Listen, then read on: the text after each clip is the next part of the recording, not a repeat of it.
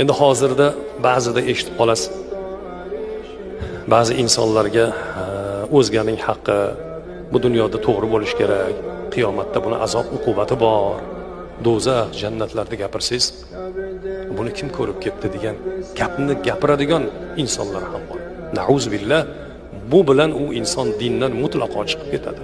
Bu kufr gap. Bu gapni aytib bo'lmaydi. Eng og'ir insonni kofir qiladigan gap, uni kim ko'rib ketdi degan gap. Chunki siz u bizlar iymonda, dinimizda buyurilgan amr bor. 40 ta farz bor. Bunga iymon keltiramiz. Shu bilan musulmon bo'lamiz.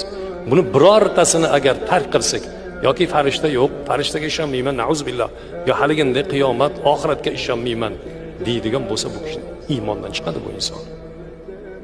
Alloh kalomida aytadi: "Inna solata tanha anil fahsha'i wal munkar."